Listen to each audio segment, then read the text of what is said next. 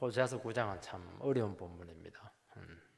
여러 가지 해석들이 있는데 아마 최적의 그 해석을 최선을 다해서 같이 살펴보게 되면 또 의미가 잘 살아날 줄 믿습니다. 오늘 이 말씀은 이스라엘의 그 형벌의 날, 보응의 날을 이제 경고하고 있습니다. 형벌의 날, 보응의 날은 갑자기 오는 것이 아니고 충분히 경고가 된 상태에서 오게 된다는 것입니다. 그래서 충분히 경고를 했다고 하는 것은 얼마든지 그 형벌을 피할 수 있다는 것을 이야기하는 겁니다. 노아 때는 120년 동안 하나님께서 기회를 주었습니다. 그래서 그들이 형벌을 받을 수밖에 없고 그 형벌을 받게 되게 될 때 얼마나 참 비참한 일들이 일어나게 되는가 하는 것을 아주 구체적으로 오늘 살펴주고 있습니다. 그들이 왜 망할 수밖에 없었는가? 그것은 하나님이 주신 그 구원의 줄을 놓치게 되고 눈에 보이는 그 현상을 자꾸 따라갔기 때문에, 또 그 우상이 우리의 현실적인 축복을 준다 그렇게 착각을 했기 때문에 그렇게 한 겁니다. 그래서 하나님께서는 모든 축복을 그들에게 다 거두어 가셨습니다. 그 제일 비참한 게 무엇이냐면 예배의 축복을 그들에게 거두어 가게 된 것입니다. 이들이 이렇게 비참하게 된 것은 딱 하나입니다. 선지자들이 그 수많은 사람들이 와가지고 경고의 메시지를 했는데도 불구하고 듣지를 않는 겁니다. 들으려고 하지 않습니다. 가지 말라는데 꾸역꾸역 가고 하지 말라는 거 굳이 하게 되고, 아무리 경고해도 이건 뭐 새겨 듣지 않고 뭐 거부하고, 결국에는 그렇게 되면은 그들에게 기다리고 있는 것은 보응의 날이고 형벌의 날 수밖에 없다 하는 것을 말씀하는 것입니다. 첫 번째는 이 축복의 근원이신 하나님을 그들이 놓치게 된 것이 문제였습니다. 1절 말씀을 보면 이스라엘아 너는 이방 사람처럼 기뻐 뛰놀지 말라. 내가 음행하여 내 하나님을 떠나고 각 타작마당에서 음행의 값을 좋아하느니라. 우리 타작마당 하면 아마 추억이 있는 분들이 있을 겁니다. 추수하는 날이죠. 굉장히 풍성하고 기쁜 날입니다. 동네 잔치를 막 하기도 하고 이렇게 합니다. 이스라엘은 3대 절기가 있습니다. 유월절이 있고 오순절이 있고 장막절이 있습니다. 그리고 이 3대 절기의 이름이 좀 다양합니다. 유월절 때는 또 무교절 같이 드리게 되고, 오순절은 이름이 두 가지입니다. 유월절 다음에 77에 49, 49일 후에 절기가 오니까 오순절, 77절 이렇게 말하기도 하고, 또 맥추절이다. 유월절 때는 보리추수를 시작을 하는 때고, 맥추절 때는 보리추수가 끝날 때입니다. 그리고 장막절, 이 텐트를 치는, 광야에서 이스라엘 백성들이 광야 순례하던 것을 기억한 아주 구원에 있어서는 굉장히 중요한 날입니다. 그걸 또 수장절이다. 우리식으로 말하면 추수감사절, 이렇게 우리가 생각해 볼 수가 있습니다. 원래 이스라엘의 그 3대 절기는 하나님께서 구원의 날로 그들에게 주었습니다. 유월절은 출애굽 홍해를 걷는 것이지 않습니까? 그리고 오순절 때는 모세로부터 율법을 받게 되는 것이고, 신약에 와서는 성령이 부어지는 것을 이야기하는 겁니다. 수장절은 광야 순례했던 40년 동안 주님께서 먹을 것 없고 살 곳 없는 그곳에서 지켜주신 것을 기념하는 그런 절기인 겁니다. 엄청난 그 구원의 그런 의미가 들어 있습니다. 근데 하나님께서는 이 구원의 날을 전부 다 그 농사 절기랑 연결을 해두었습니다. 우리나라는 음력을 이렇게 농부들은 많이 씁니다. 음력이 왜 중요하면은 전부 다 그 농분기, 농사 짓는 것하고 굉장히 연관이 되어 있습니다. 농사 짓는 게 이게 굉장히 그 예민한 문제입니다. 언제 농기구를 닦고 언제 씨를 뿌리고 언제 거름을 주고, 이게 그 기회 놓쳐버리면 1년 농사 망치는 겁니다. 그래서 전부 다 이 음력에 있는 그 절기들은 농사와 연결이 되어 있습니다. 그 경칩은 이제 깨구리가 이제 겨울잠을 깨고 나오는 겁니다. 이제 따뜻한 봄 기운이 오는 겁니다. 그럼 농부들은 이제 연장을 막 수리하고 이제 겨울잠에서 자기들도 깨어나서 농사를 본격적으로 이제 준비하도록 워밍업을 이렇게 하게 되는 겁니다. 그러니까 이것은 농사를 제대로 짓기 위해서 절기를 연결한 겁니다. 그런데 이스라엘의 절기는 그런 의미가 아닙니다. 하나님께서 주신 그 놀라운 구원의 축복이 농사의 축복과 연결이 된다 하는 것을 보여주고 있는 겁니다. 중요한 것은 무엇이냐면은 하나님께서 그들에게 주신 구원의 축복입니다. 이 구원의 축복이라고 하는 것이 말로만 기뻐하는 것이 아니고 이 추수와 연결시킴으로써 이 구원이 얼마나 복되고 풍성한 것인가 하는 것을 깨닫도록 하기 위해서입니다. 그래서 추수라고 하는 것은 하나님의 구원에 자동적으로 따라오는 결과이지 그것 자체가 원래의 축복은 아닙니다. 원래의 축복은 하나님께서 그들을 구원하신 그 은혜의 복음인 것입니다. 그래서 오늘 이 장면에 보면 이스라엘은 타작마당에서 막 이방 사람들처럼 막 기뻐 뛰놀았다고 그렇게 비판을 하고 있습니다. 이들이 타작마당에서 기뻐 뛰놀았던 것은 하나님께서 주신 이 구원의 간격 때문에 그렇게 한 것이 아닙니다. 그들은 이 타작마당에서 이방 제사를 드리고 있었던 겁니다. 바알 우상 섬길 때 어떻게 했냐면 제물을 갖다 바치고 막 거기서 막 춤추고 댄스를 하고 군무를 하고 그리고 음행을 하고 성적으로 이렇게 간음을 하게 되면 바알신의 힘을 얻어가지고 비도 많이 내려주고 내년에 농사를 더 기약을 한다는 겁니다. 이 더 많은 추수를 얻기 위해서 그들은 그 이방 제의를 그들에게 받아들였던 것입니다. 그래서 더 큰 잔치를 베풀어서 해서는 안 될 짓을 하고 되는데 이것이 이제 바알의 추수법이었습니다. 하나님께서 주신 이 구원에 대해서 감격하고 그래서 하나님께 더 헌신해야 되겠다. 자기를 드리는 그게 이제 어떻게 보면 하나님 여호와를 섬기는 예배의 기본적인 정신인 겁니다. 그런데 이스라엘 백성들은 그거에 대해서는 별 관심이 없습니다. 중요한 것은 농사가 잘 됐느냐, 농사가 더 잘 되기 위해서는 우리가 어떻게 해야 되겠는가. 그 구원에게 결과물도 하나님께서 주신 축복인데도 불구하고 거기에 대해 관심이 없습니다. 중요한 것은 지금 농사가 잘 됐느냐는 겁니다. 농사가 더 잘 되기 위해서는 어떻게 되느냐. 이방인의 방법에 따라서 막 술도 마시고 뛰놀고 막 성적인 간음도 행하고 그거 중요치 않은 겁니다. 중요한 건 농사만 잘 되면 된다는 겁니다. 여기서 이제 음행이라고 하는 표현이 나오는데 음행은 우상 숭배를 말씀합니다. 타작마당에서 음행의 값을 좋아하였다. 우상에게 제사 드리는 모습이 마치 화대를 받고 춤추는 것과 똑같다는 겁니다. 몸을 팔아서 화대를 받아서 돈이 막 생겼습니다. 그 기뻐해야 됩니까? 기뻐하지 않아야 됩니까? 그건 굉장히 부끄러운 일이지 않습니까? 그래서 그 숨겨야 되죠. 그것은 말하면 안 되는 겁니다. 세금도 막 낼 수가 없는 겁니다. 그것은. 그런데 막 기뻐하는 겁니다. 돈을 벌었으니까요. 여러분 우리가 월급을 받고 사업을 해서 얻은 수익을 가지고 어떻게 해야 되겠습니까? 먼저 하나님께 감사를 드려야 됩니다. 그래서 오늘 말씀을 입각해서 보면은 하나님 앞에 감사하지 않으면은 그냥 몸 팔아서 얻은 화대와 다를 게 뭐가 있겠느냐. 그렇게 역설적으로 우리가 해석을 해볼 수가 있는 겁니다. 우리가 하나님께서 주신 수입에 그 감사 예물을 드리고 감사를 드리는 것은 입먹고 사는 모든 문제들은 하나님의 구원의 축복의 결과물로 왔다는 것을 고백하는 것입니다.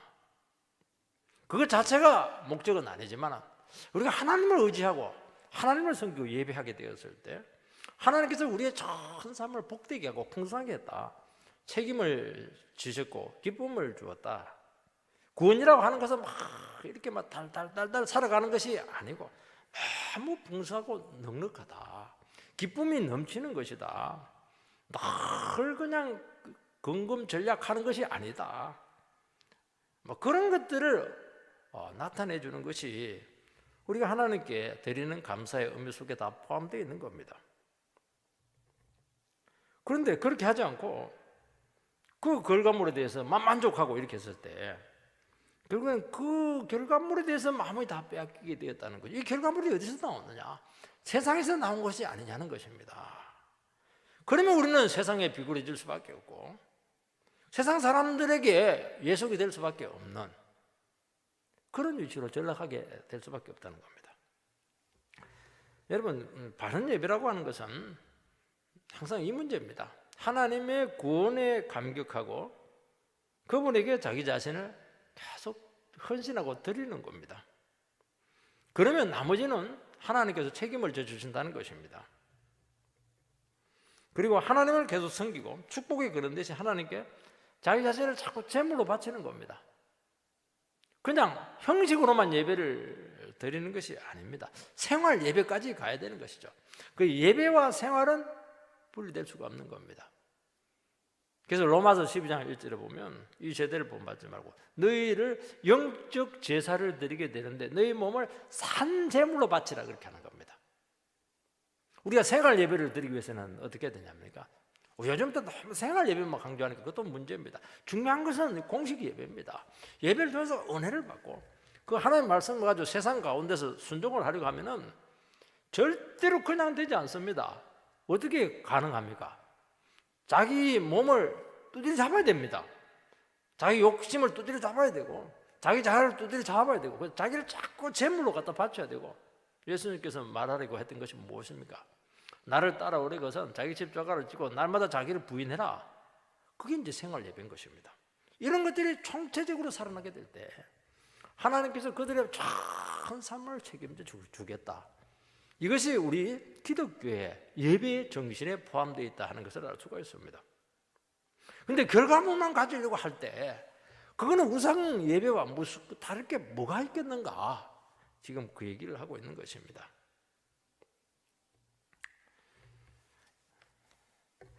우상 제사는 특히 뭡니까?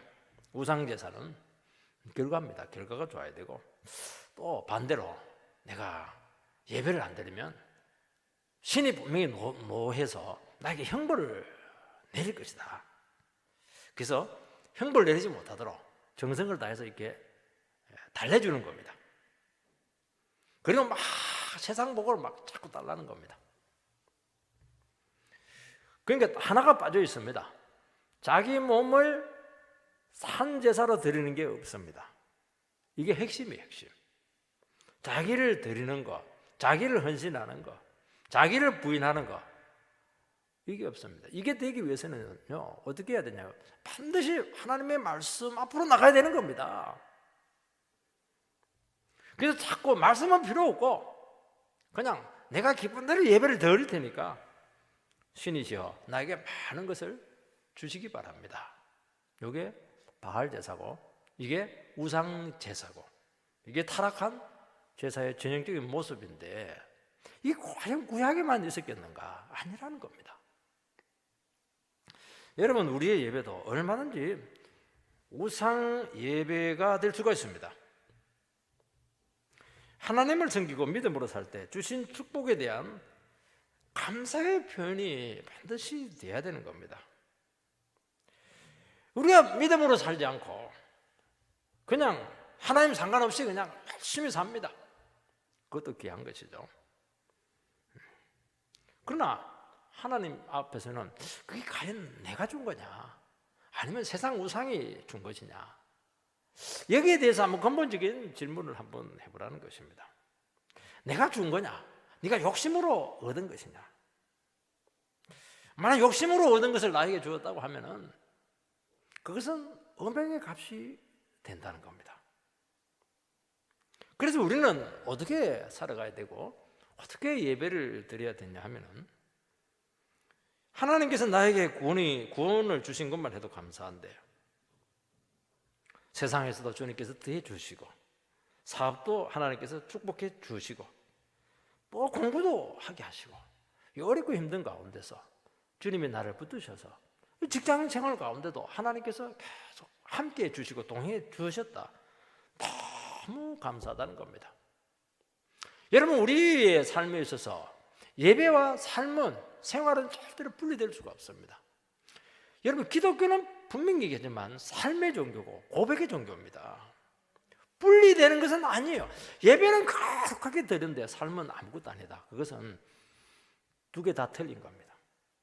예배는 안 드리는데 뭐 나는 삶은 예배식으로 드렸다. 그것도 틀린 겁니다. 두 개는 딱 붙어 있어야 된다는 것을 말씀하고 있는 것입니다. 내가 정말 주님 앞에 믿음으로 나가고 하나님 말씀을 의지하고 십자가 보혈로 나가면은 이거는 반드시 주님께서는 책임을 져주신다는 겁니다. 사업을 되게 하고 직장 가운데서 우리에게 먹을 것을 주시고 길을 열어주고 학생들은 진로의 문제가 해결이 되게 된다. 이런 것들은 다 포함되어 있는 것입니다. 여기에 무슨 문제가 생기면은 이것은 근본적으로 잘못된 지금 예배를 드리고 있는 것이고, 이건 과연 네가 우상 숭배적인 예배를 드리고 있는 것은 아닌가. 여기에 대해서 주님께서는 지금 말씀하고 있는 것입니다. 너는 결과물을 가지고 막 기뻐 뛰놀고 있는데 그게 과연 나한테서 온 것이냐. 그렇게 우리에게 도전을 하고 있는 것입니다. 그래서 우리는 해야 될 게 뭐냐? 하나님 앞에서 그냥 감사하는 겁니다. 그냥 구원의 은혜에 그냥 젖어 있는 겁니다. 하나님 나에게 이만큼 주신 것만 해도 넘치는데 나는 뭐 그냥 만족합니다. 하나님은 안 만족해. 이런 식으로 나가는 겁니다. 이게 이 비밀을 이스라엘 백성들이 몰라서 하나님은 benge치고 결과만 좋으면 된다. 그래서 막 그냥 하나님 예배는 안 드리는 건 아닙니다. 왜냐하면 결과물이 좋으니까 많은 것을 바칩니다. 그런데 하나님하고 아무 상관없는 것이고 이것은 우상 제사와 똑같다는 겁니다. 여러분, 이걸 잊어버리면 하나님께서 그들을 버리시는 것이 문제입니다. 2절 말씀을 읽어보면 타작마당이나 술틀이 그들을 기르지 못할 것이며 새 포도주도 떨어질 것이요. 눈에 보이는 이 축복 때문에 하나님을 제대로 예배하지 않고 그분을 놓치게 되면 어떻게 되느냐? 받은 거 다 놓칩니다. 타작마당 술틀 그거 소용없고 새 포도주 없습니다. 어떤 분은 뭔가 좀 된 것 같습니다. 떵떵거리면서 사는데 어느 순간 보면 알거지가 되어 있습니다. 그것은 그 사람이 뭐 삶 능력이 없어서도 아니고 공부를 못해서 그런 것도 아니고 하나님을 놓쳤기 때문입니다. 여러분, 하나님의 백성들의 독특성을 잃어버리게 될 때 그들을 곡식과 포도주로 지켜주지 않는다. 주님께서는 분명히 말씀합니다. 하나님 놓치면 나 너희들도 책임지지 않겠다는 겁니다. 하나님을 진실로 예배하지 않고 믿음으로 살아가는 하나님의 백성은 끝까지 책임지고 축복해 주겠다는 것이 포함되어 있는 것입니다.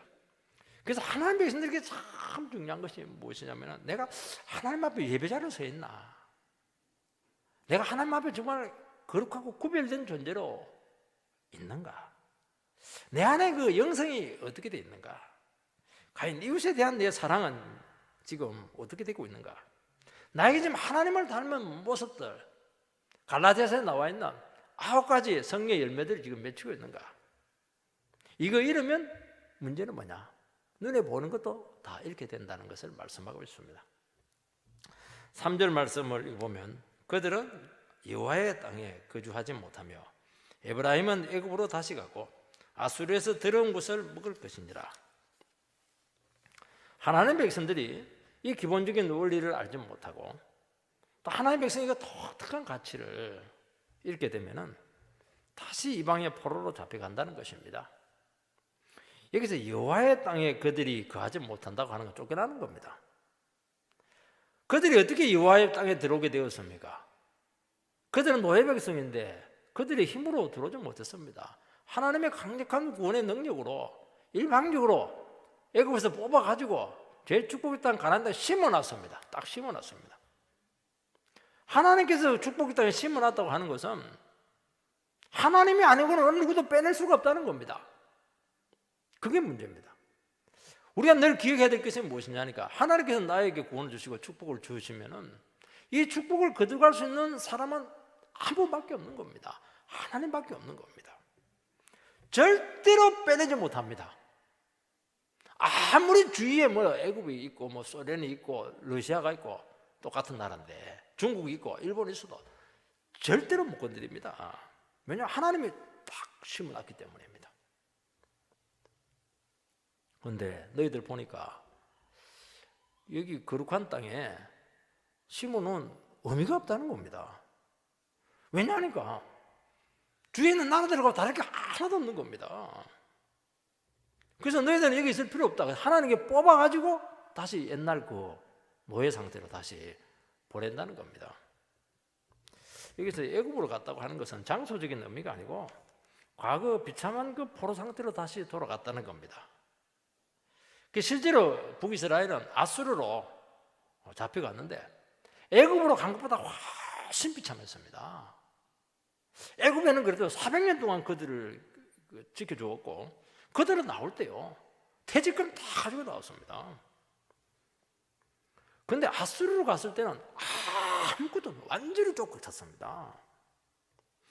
사실은 옛날 포로 상태로 갔다 했는데요 포로 상태로 간 게 아니고 훨씬 비참하게 되었습니다. 영원히 그들은 돌아오지 못했습니다. 그리고 그곳에서 그들은 뭘 했습니까? 더러운 음식을 먹었습니다. 더러운 음식을 먹었다는 거짓처럼 주워서 먹었다는 게 아닙니다. 율법적으로 부정한 음식을 먹었다는 겁니다. 거기서 뭐 이것저것 따질 게 뭐가 있습니까? 그냥 그리고 막 그들에게 나온 것은 조금 더 우방신전에서 들었던 그런 음식들입니다. 그러니까 하나님을 배신한 그 결과가 너무나 끔찍하고 허무했다는 것을 알게 됩니다. 여러분, 우리에게 온 구원이 얼마나 귀하고 우리가 찾게 된 영혼의 자유가 얼마나 소중하고 우리에게 회복된 은혜가 그 어떤 것으로도 바꿀 수 없다 하는 그런 고백이 사라지게 되는 순간 우리의 그런 존재가 위태로워집니다. 하나님께서 심어놓은 그곳에서 뽑아버립니다. 모내게 하신 분들이 있을 겁니다. 모판 이렇게 해가지고 이직시키려면 어떻게 합니까? 또 뭐가요? 얼마나 뿌리가 깊은지 몰라요. 그거 다 뽑습니다. 뽑아가지고 묶어가지고 확 집어 던집니다. 그래도 모판이니까 좋은 데로 가지만은 쓸모없는 것은 정말 비참하게 된다는 것을 기억해야 됩니다. 그 축복의 자리에서 가장 열악한 자리로 떨어지게 된다는 것을 말씀하고 있는 것입니다. 여러분, 그들에게 찾아온 말씀이 얼마나 귀합니까? 그걸 놓치면 안 되는 겁니다. 그들에게 하나님이 함께 준 그 율법이 얼마나 귀합니까? 이 세상 속에서 그 노예 백성인데도 불구하고 하나님께서 그 백성들을 그냥 구출해서 하나님의 자녀된 그 축복이 그 은혜가 얼마나 귀한 겁니까? 그것을 잊어버리니까 하나님께서 한순간에 모파에서 뽑아가지고 다른 데 집어 던져버렸습니다. 여러분, 그릇보다는 눈에 보이는 물질을 본성적으로 좋아를 합니다. 우리는. 왜냐하면 거룩한 것은 구별되는 것이니까 힘든 겁니다. 눈에 보이는 것이 좋아요. 우리 이거 인정해야 됩니다. 우리 이거 인정 안 하시는 분들이 있는데요, 그걸 인정을 해야 되는 겁니다. 우리도 좋은 게 좋고 많은 것이 좋고 다른 사람보다 뭐 그냥 훌륭한 것이 훨씬 더 좋은 겁니다. 그러니까 우리 속에 이 싸움이 치열할 수밖에 없는 겁니다. 그래서 크리스찬들은 어떻게 되느냐? 한 가지 싸움에 목숨을 걸어야 됩니다. 어떤 목숨을 걸어야 됩니까? 내 속에 하나님 나라 이 가치가 얼마나 귀한가? 이 가치가 나에게 지금 소홀히 되고 있는 것은 아닐까? 이 가치를 어떻게 내가 회복을 할까? 여기에 우리의 미래와 우리의 모든 삶과 모든 것들이 여기에 다 달려 있는 겁니다. 사람은 눈에 보이는 좋은 것이 있으면 그것에 대한 미련을 다 가지고 있습니다. 신앙생활 하면서도 뭔가 미련이 있고 뭔가 이렇게 그냥 쏠리는 것이 있고 뭔가 이렇게 간절한 것들이 있는 것을 우리는 이거 인정을 해야 되는 겁니다. 저는 목회를 하면서도 한 번씩, 지금은 뭐 별로 그렇지 않아요. 거의 없다고 봐야 됩니다. 그래도 뭐 옛날엔 보면 그 유혹이 있었습니다. 무슨 유혹이었냐니까 나도 뭐 다 갖춰진 교회, 어디 내놔도 뭐 사람들이 다 인정하는 그런 교회, 또 갈 뻔도 했고 또 갔다가 나오기도 하고 그런 데 있었으면 참 굉장히 목회가 안정적이지 않을까, 좀 그런 생각을 할 때가 있습니다. 그런 미련이 있습니다. 근데 저는 이 부분하고 항상 싸워야 됐습니다. 어떻게 싸웁니까? 이 세상에 공짜 없다. 눈에 보기에 좋다고 해서 그 다 좋은 게 아니고 막상 안으로 들어가면 생각지도 못한 문제가 있다. 내가 보지 못하는 문제가 있다. 영적인 심각한 것들인데 네가 그걸 감당할 수 있겠는가? 하나님이 주신 것이 가장 좋은 것이다. 하나님이 있으라는 그곳이 내 자리다. 하나님이 나를 가장 잘 아시고 나의 삶을 인도하시고 목회를 주님께서 주장하신다. 그러니까 계속 하나님께서 주신 가치로 주의 시선을 끊임없이 재조정해야 되는 겁니다. 이 싸움을 해주면은 하나님께서 안전하게 하고 거기서 뿌리가 내리게 하고 거기서 열매가 맺히고 계속 복을 주고 대대손손 축복을 한다는 겁니다. 이 싸움이죠. 그런데 만족하지 않고 계속 미련 가지고 막 세상 기웃거리고 눈에 보는 거 막 기웃거리고 유혹받고 이러면 어느 순간 하나님께서 뽑아가지고 다른 교회로 뽑아서 가는 게 아닙니다. 정말 세상 그 막장에다가 던져놔 버립니다. 그게 무서운 겁니다. 우리는 많은 것을 가지고 누리면서 살고 싶습니다.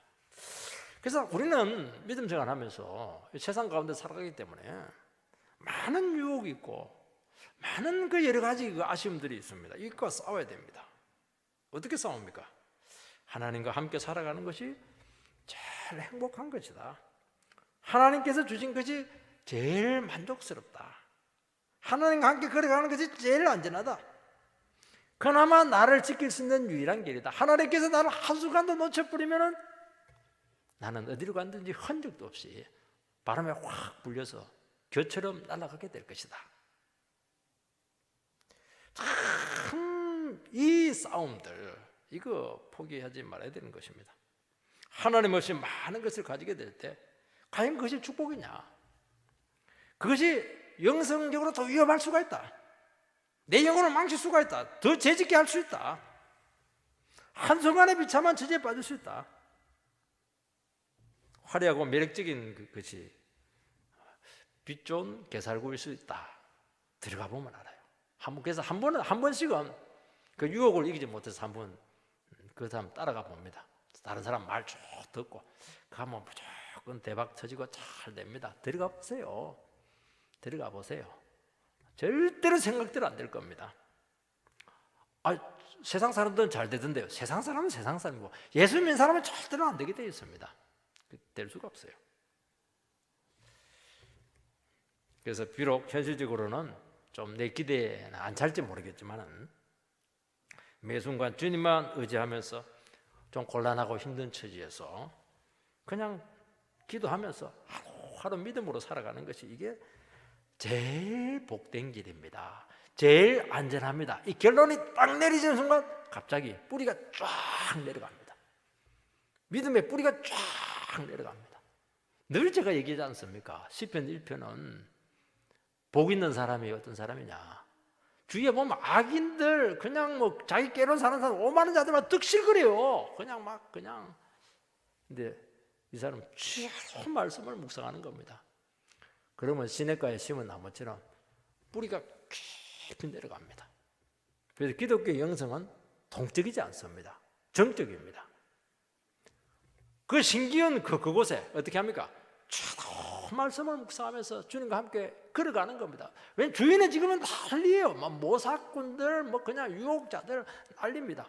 흔들리지 않고 쭉 말씀 가운데 걸어가게 되면 나도 모르는 사이에 뿌리를 쭉 내리게 되는데 그 뿌리가 어디까지 가느냐? 하나님이 계신 그 수원지까지 딱 연결이 됩니다. 그때부터 시절을 쫓아 과실을 맺는다는데 흉년도 상관이 없고 기근도 상관이 없는 그 사람은 무조건 버려요.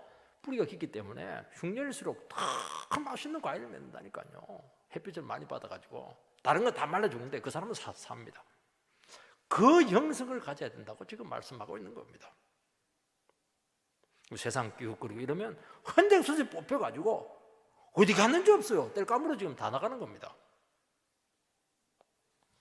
여러분, 이 싸움이 우리에게 굉장히 중요하고 이것이 거대한 시편이라고 하는 150편의 축복 속으로 들어가는 제일 중요한 입구입니다. 두 번째는 그들은 예배의 축복을 읽게 되었습니다. 4절 말씀을 읽어보면 그들은 여호와께 포도주를 부어드리지 못하며 여호와께서 기뻐하시는 바도 되지 못할 것이라. 그들의 재물은 애국하는 자의 뜻과 같아서 그것을 먹는 자는 더러워지나니 그들의 떡은 자기의 먹기에만 소용될 뿐이라. 여호와의 집에 드릴 것이 아님이니라. 그들이 방탕과 방종과 우상 음행의 결과 제일 비참해진 게 뭐냐? 비참한 처지에 빠진 것보다 훨씬 더 비참해진 게 뭐냐? 예배를 드릴 수 없게 된 것입니다. 여러분, 하나님과 그 예배를 놓치면은 다 이런 겁니다. 우리 다 망해도 돼요. 그러니까 하나님 앞에 살아있는 예배만 드릴 수만 있으면 괜찮아요. 고생하지만 괜찮아. 다 회복되게 돼 있습니다. 여러분, 우리가 교회 왜 옵니까? 망해서 왔거든요. 내 힘으로 못 사니까 교회 온 겁니다. 교회 와서 말씀만 들리고 나에게 다시 한 번 더 영성만 회복이 되고 살아있는 예배만 드리면 괜찮아요. 고생이 될 겁니다. 괜찮아요. 하나님 다 회복시킵니다. 돈 없는 거, 비참한 거, 심지어 생명의 위협을 하루하루 느끼면서 살더라도 예배줄만 놓치지 않으면 괜찮고 예배를 놓친 것보다 더 비참한 것은 없다고 말씀하고 있습니다. 여러분, 그들이 애굽으로 다시 가는 바람에 제물을 드릴 수 없습니다. 아수르에서 더러운 떡으로 제물을 받을 수가 없습니다. 왜냐하면 이방 신전에 드렸던 제물이기 때문에. 또 그들이 가난해서 드릴 제물이 없습니다.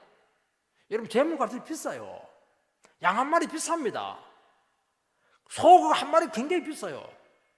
여러분, 우리가 예배를 드리고 헌금을 할 수가 있고 하나님께 제물을 바치셨다는 것 자체가 우리가 기본적으로 굉장히 복된 것이 있다는 것을 기억해야 됩니다.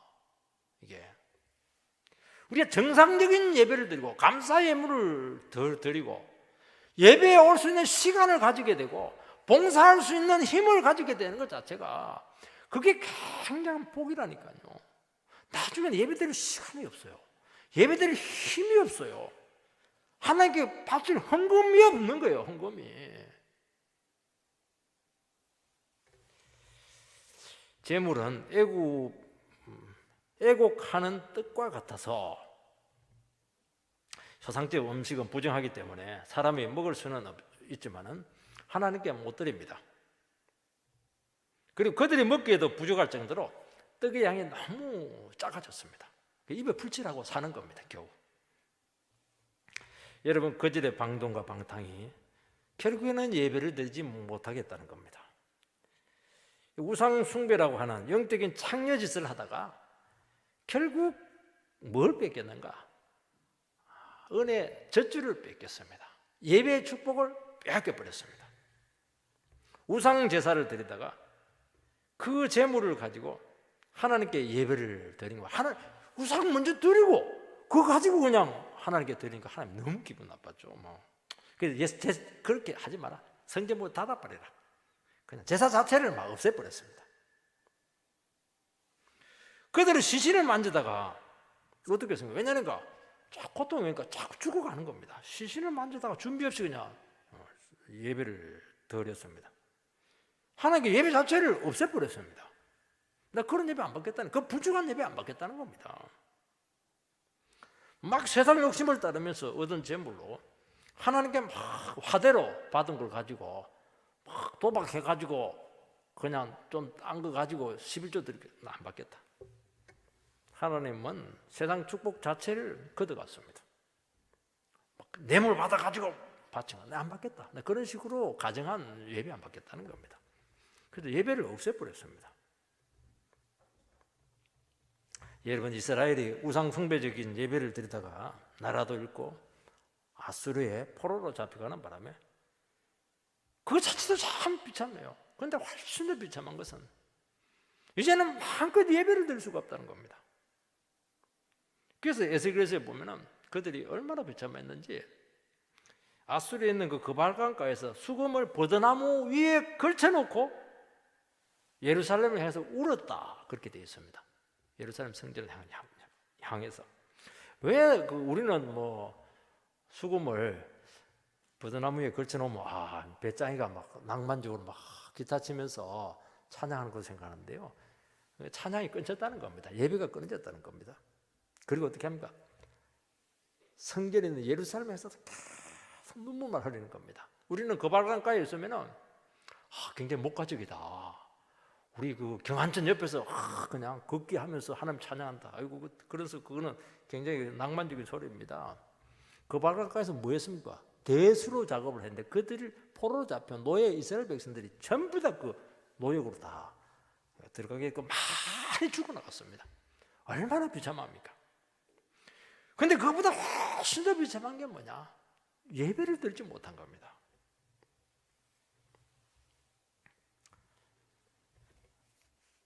여러분, 예배를 잃으면 고통이 얼마나 혹독한지, 예배 잃어버린 고통이 얼마나 혹독한가 하는 것을 깨닫습니다. 그들은 나라 망하기 전까지 예배가 너무 넘쳤어요. 마음만 먹으면 마음껏 예배를 드렸습니다. 한번 그걸 잃어보면 이게 얼마나 귀했던가 하는 것을 그때 피눈물을 흘리면서 그발강가에서 눈물을 흘리면서 내가 그때 마음껏 예배 드릴 수 있었는데 왜 그때 그것을 몰랐을까 후회한다는 겁니다.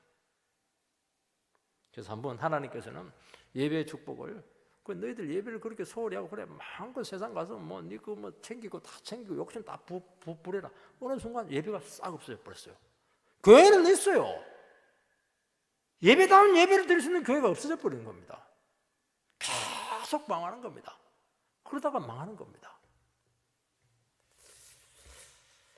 참 그게 무섭죠. 유다 백성들이 바벨론 포로 70년 만에 돌아왔을 때 그들은 꿈꾸는 것 같았다.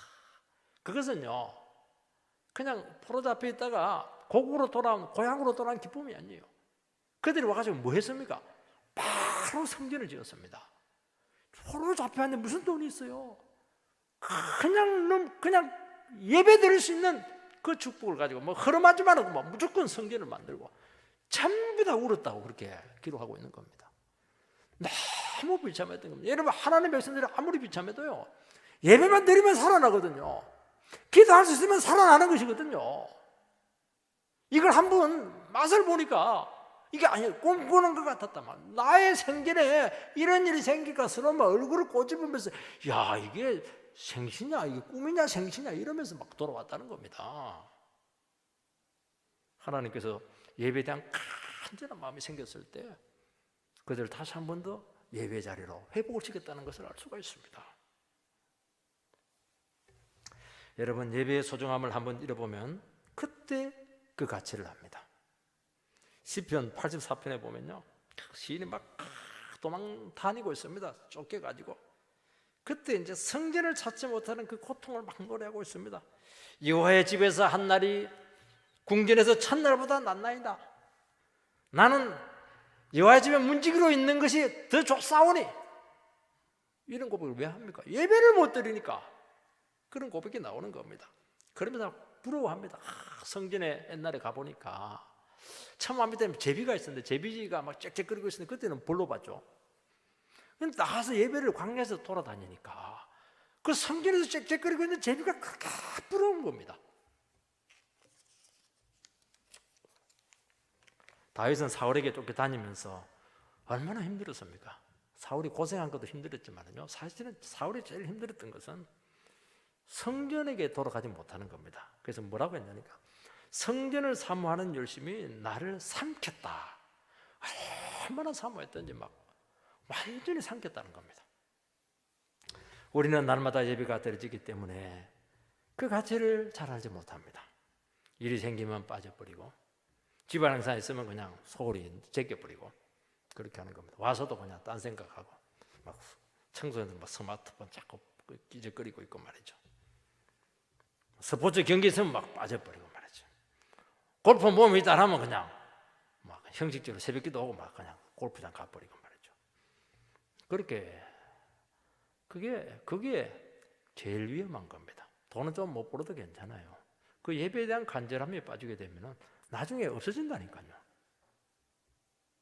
한번 그러면서 해외 출장을 갔다가 한 6개월, 1년 정도 이슬람권이라든지 뭐 태국, 불교권 이런 데 한번 가보시기 바랍니다. 교회가 없어요. 교회가. 갈 만한 교회가 없습니다. 얼마나 외롭고 공고하고 힘들고 어렵고. 그때 이제 압니다. 내가 한국에 있을 때 마누라가 예배 가자 했는데도 불구하고 그냥 예배 안 가고 막 그냥 텔레비 보고 있고 말이죠. 막 그냥 낚시하러 가고 등산 가고 이게 얼마나 미련한 짓이었는가. 그때 눈물을 쫙 흘리면서 예배 간격이 다시 회복되는 겁니다. 제 군대를 가보니까요. 군대는 아무래도 자꾸 통제가 되기 때문에 예배를 마음껏 드리지 못합니다. 훈련 받다가 예배를 딱 갔는데 설교 필요 없어요. 문을 들어가는 데만 눈물이 쫙 찬송가를 부르는데 막 1절에서 4절까지 막 계속 눈물 흐르는 바람에 성경 하나를 망쳐놓고 나갔어요. 빨리 닫고 나와버렸습니다. 성경책 사내를 할까 싶어가지고 그냥 눈물이 나오는 거예요. 눈물이. 입원을 하게 된다든지 그때 막 슬픈 내가를 부르게 되는 겁니다. 여러분이 사람이 가장 아름다울 때는 예배를 드릴 때입니다.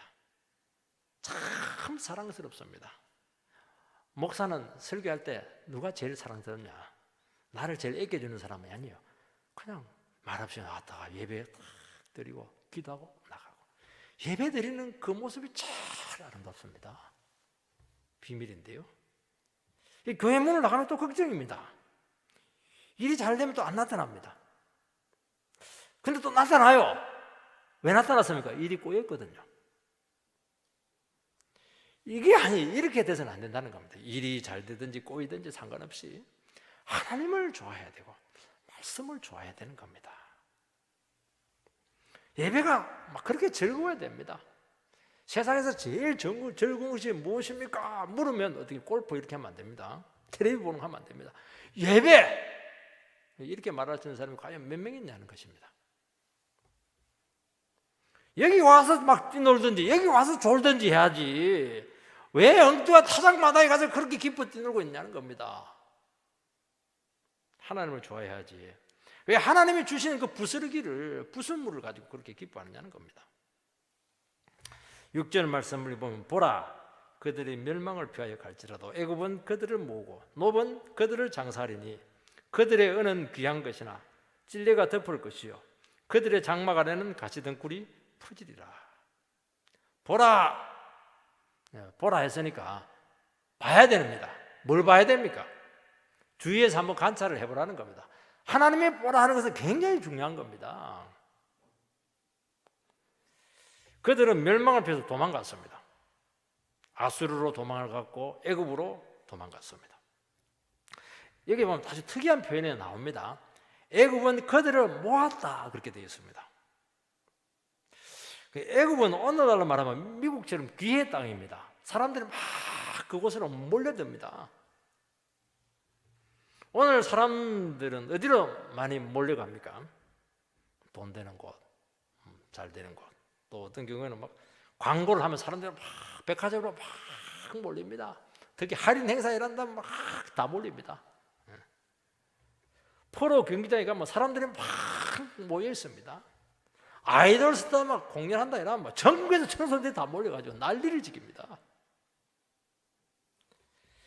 근데 그들이 어떻게 됩니까? 노은 그들을 장사하리니. 노비 어디냐면은 이집트에 가면 그 피라미드 엄청나게 큰 곳이죠. 굉장히 그 장관이지 않습니까? 그래도 그거는 공동 무덤입니다. 그 장사 지내게 된다는 겁니다. 그 피라미드 워낙 크니까 다 장사 지내고도 남습니다. 사람들이 많이 모이는 곳에 갔더니 그곳은 공동묘지였습니다. 가면 장사 지내게 되는 겁니다. 오늘 우리들은 어디로 지금 도망가고 있고 어디로 지금 몰려다니고 있습니까? 그곳 가면 사망입니다. 그래서 그런 데 가려면 꼭 부고를 쓰고 가시기 바랍니다. 시간을 장사하게 되고 재능을 장사하게 될 겁니다. 수명을 단축시키게 될 겁니다. 여러분, 그곳에 우리 인생을 쏟지 않아야 됩니다. 은은 귀한 것인데 쓸모가 없게 되었다, 그렇게 말씀하고 있습니다. 왜냐하니까 가시와 찔레가 덮고 있기 때문에 그렇게 하는 겁니다. 막 돈 되는 줄 알고, 돈 되는 곳인 줄 알고 몰려가서 막 은을 그냥 모았습니다. 나중에 보니까 막 찔레가 있어가지고 손을 댈 수가 없습니다. 그리고 세상을 떠났습니다. 남 좋은 일만 해주고 자기는 손도 못 댔습니다. 이게 뭐냐니까 인생 낭비라는 겁니다. 제가 옛날에 어떤 분의 그 설교를 들었겠는데, 여러분 정말 가진 거 다 쓰고 죽을 자신 있습니까? 그 얘기를 하더라니까요. 우리는 불안하니까 그냥 모아놓고 보는 겁니다. 그 쓰지를 못하는 겁니다. 그냥 엉덩이에 깔고 앉아있는 게 그냥 그렇게 하다 그냥 모르는 겁니다. 어떤 치매 걸려가지고 다 까먹고 그냥 가는 겁니다. 이게 뭐냐니까 인생을 낭비하는 것입니다. 그래서 너무 세상에 쏟지 마시기 바랍니다. 가정이 병듭니다. 젊을 때는 잘 모르지 않습니까? 세상에 막 쏟아리다가 막 술독에 빠집니다. 왜 술독에 빠집니까? 사람들을 만나가지고 교제하고 그래야 출세를 하기 때문에 그렇게 하는 것이고, 막 일중독에 막 빠집니다. 못 망치고 자칫하면 객사할 수가 있습니다. 왜 객사할 수 있냐 하니까 이 본문에 보면 장막 안에 가시덩굴이 있으며 돼 있습니다. 아니 장막 안에 지금 집안에 가시덩굴이 막 그냥 꽉 차 있습니다. 그거 들어서 어떻게 잡니까? 그거는 뭐냐니까 객사한다는 겁니다.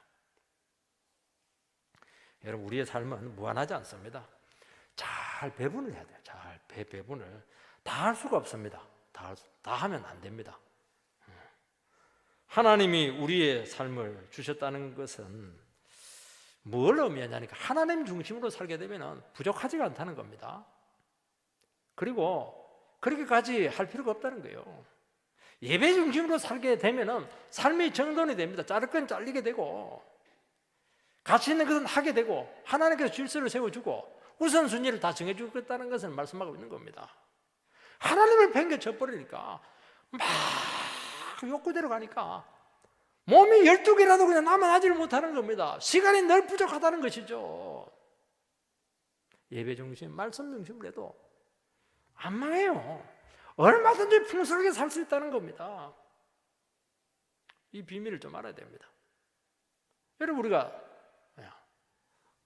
수요 예배 오고 이렇게 하면 그 어떻게 망할 수가 있겠습니까? 그렇지 않다는 겁니다. 여러분, 우리 그것을 기억해야 됩니다. 우리는 언젠가는 다 두고 떠나야 된다는 것을 기억해야 됩니다. 이것은 영혼을 준비하는 기간이다 하는 것을 기억해 주시기 바라고, 잠깐이라는 것을 알고 우리의 마지막은 정해져 있다는 것을 알고 다시 한 번 더 미래를 준비하는 귀한 은혜가 되기를 주의 이름으로 축복합니다.